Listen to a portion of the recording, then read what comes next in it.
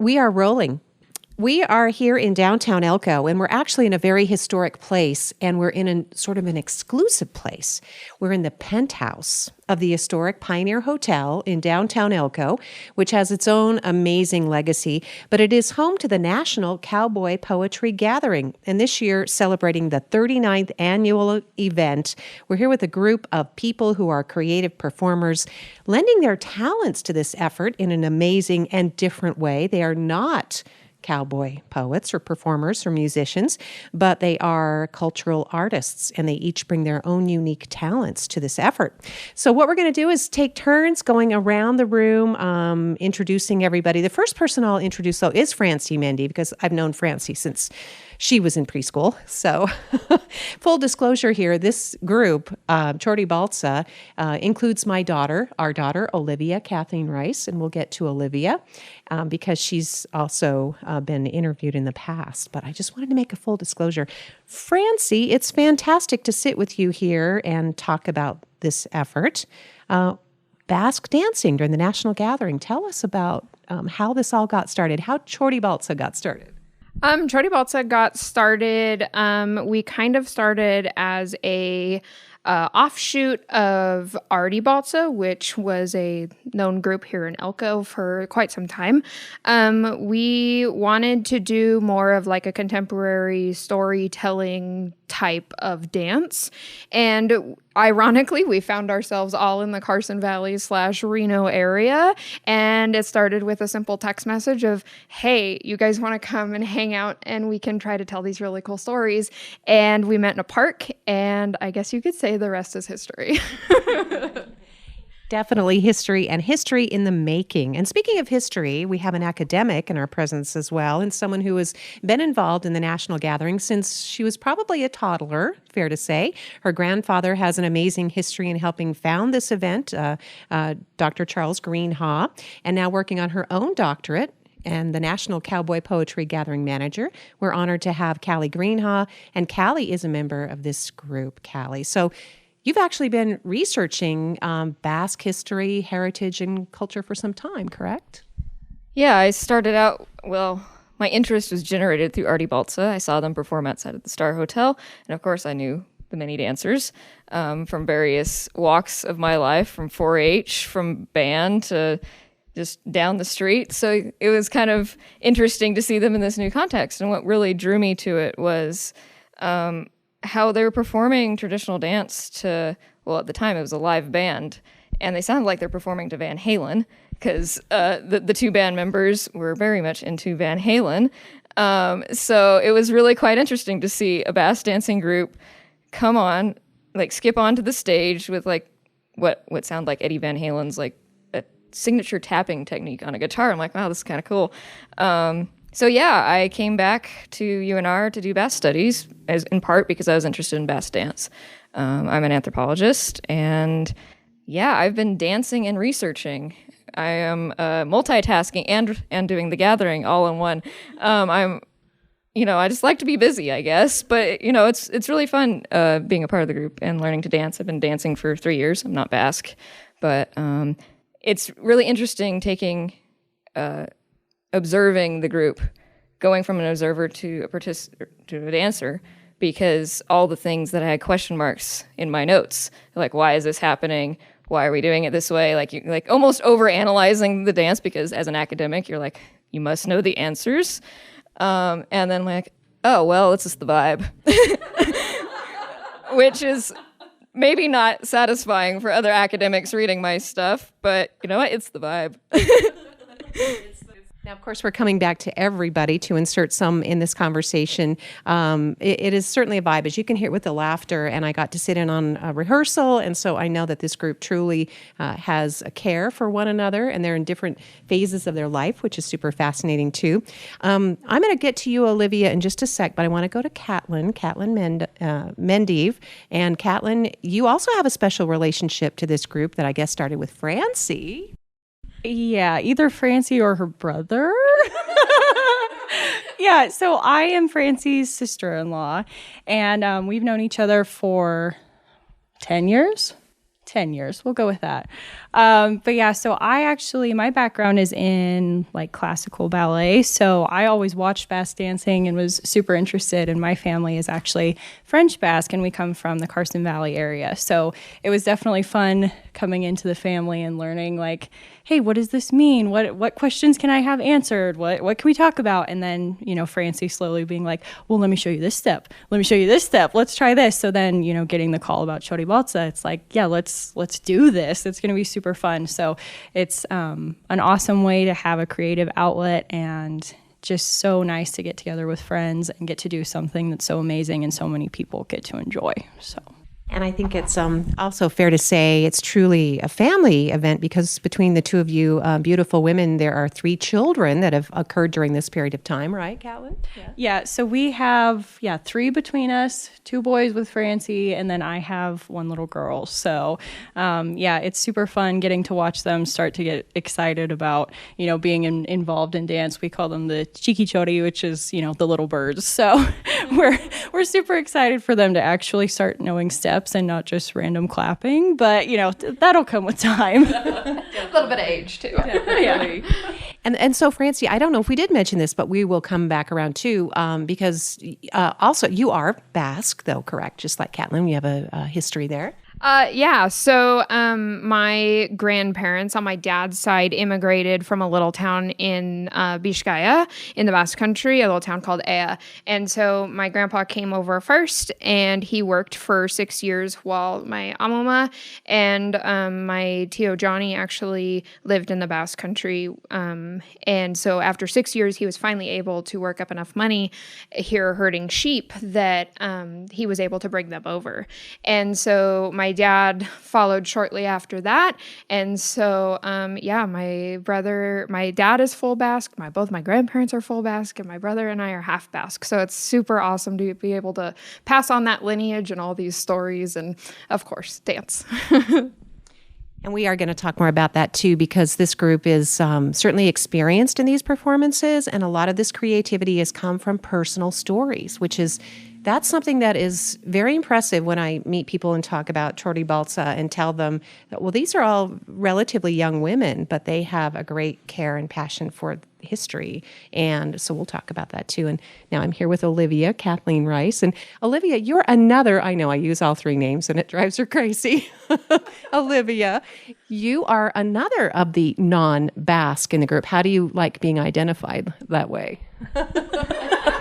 Well, I mean, there's not much I can do about it. I think when I first started dancing, when I was younger, I kind of did not like that I was not Basque, because I felt that I was not truly like a part of the group, not of Arti Baltza or Txotxi Baltza, but just kind of like existing in a Basque area, not being Basque. I was like, well, I know all the dances and I really appreciate it, but I don't quite feel like I am fitting in, I guess.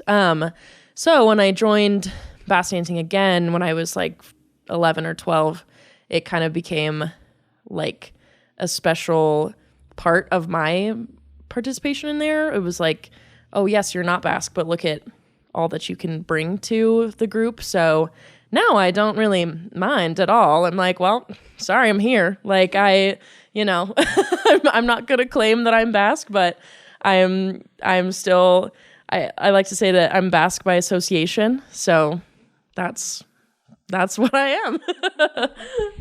Well, and I think too, part of being included in something was really, I mean, is that true? Was that important for you to feel that inclusion? And then also, do you enjoy the culture and the people and the food and things like that?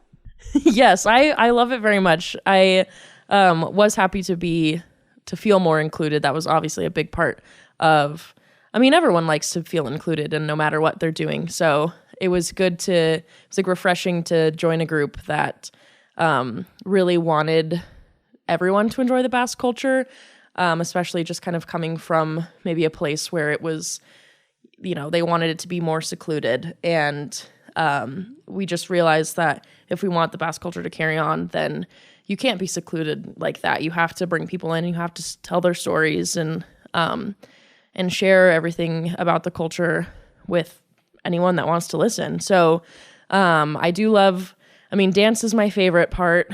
I do love the food.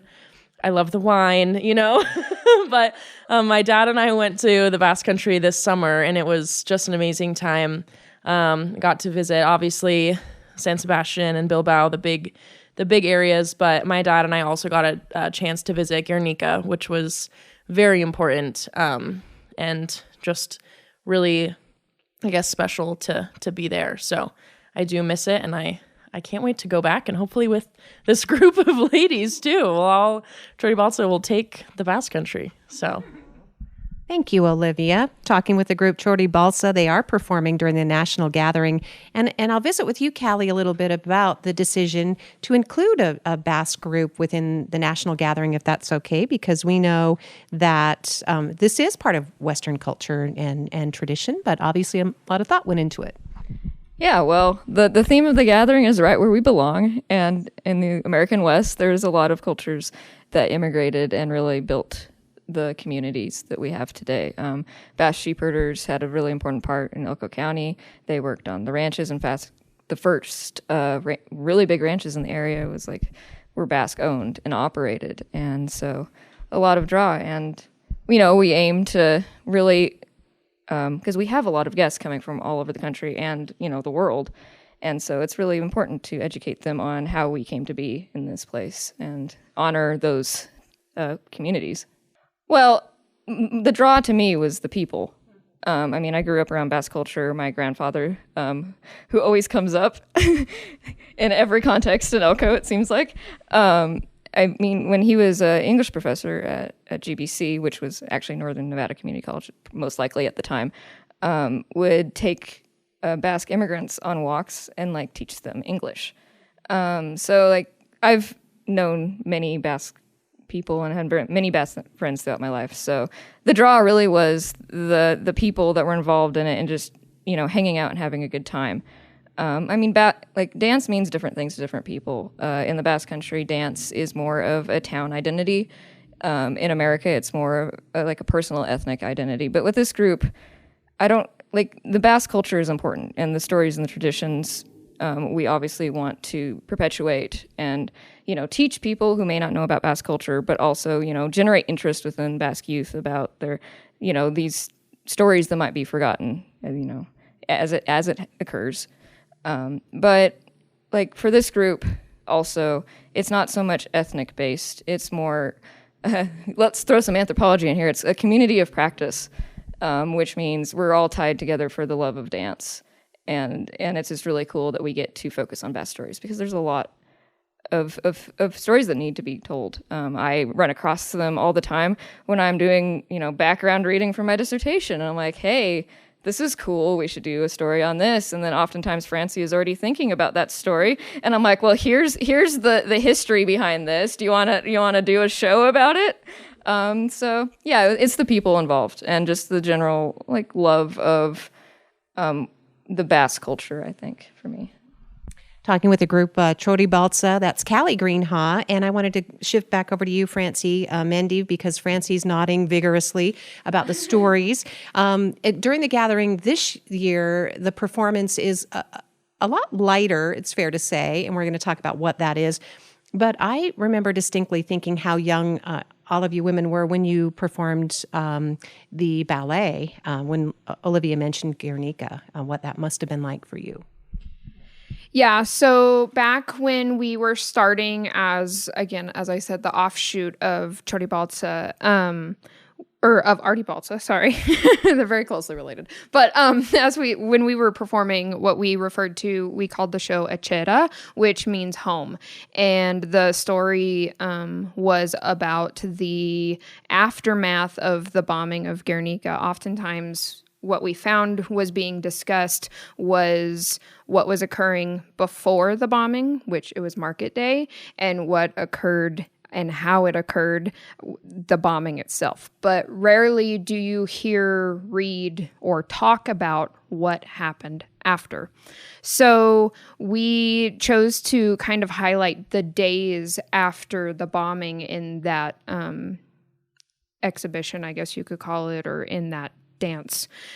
So it was heavy. We were in high school and we were telling tragic stories of an atrocity to not make light of a situation. It was an atrocity. And it was important to each of us that we did those stories, these eyewitness testimonies, that we did them justice.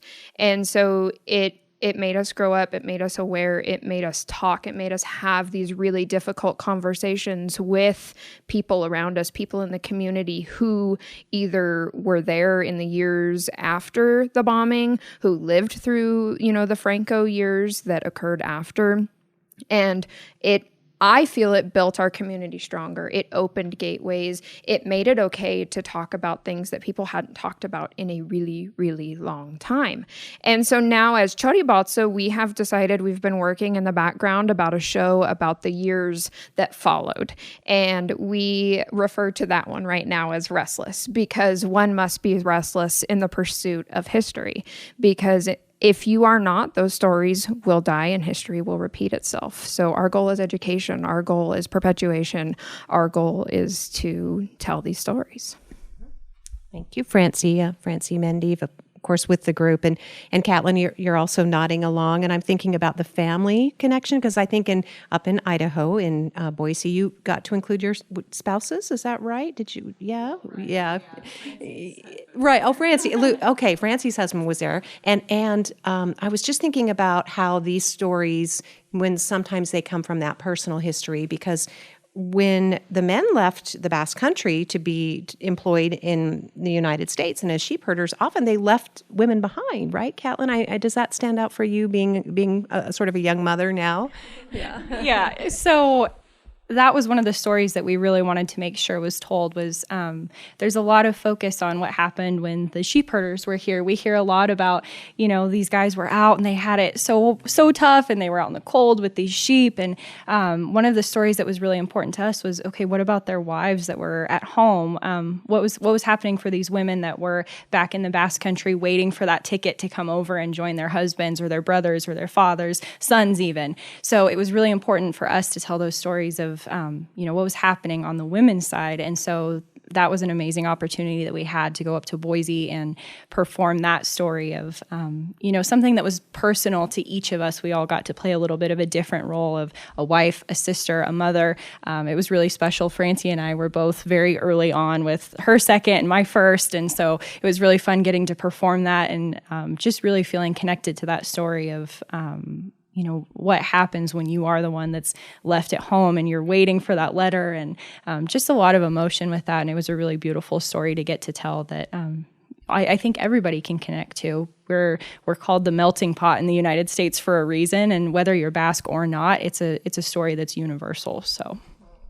Catlin, thank you. Again, those are just some of the performances that, really stood out for me personally in the years that I've been following this group. And we're going around and obviously describing the relationship to the culture and to the different experiences that people have. And Liv, I was just wondering if there is any particular dance or performance or story that's maybe really stood out for you, or one that I do remember watching you, because just like Catlin, you both had extensive experience in ballet and taking dance as you were growing up. Yeah, so I've done all sorts of dance since I was like 3 years old. So one of the first dances I did as part of Artie Baltza earlier in our existence, I guess, it was a ballet to the song called Choria Chori, which is a very prominent song within the Basque culture, and it's widely recognized mostly as a song of perseverance and I guess just remaining strong and resilient. And that was just a really cool dance that I got to participate in. I was, I think 14 or 15 when I did it the first time.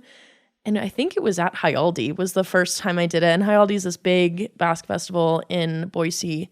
And it's so big that it only happens every 5 years because there's so much that goes into it. But so that was the first time I was able to, or that was the first time I performed that dance. And I just remember as soon as that song started, that everyone was kind of whipped their heads around and was like, wait a minute, we know this song.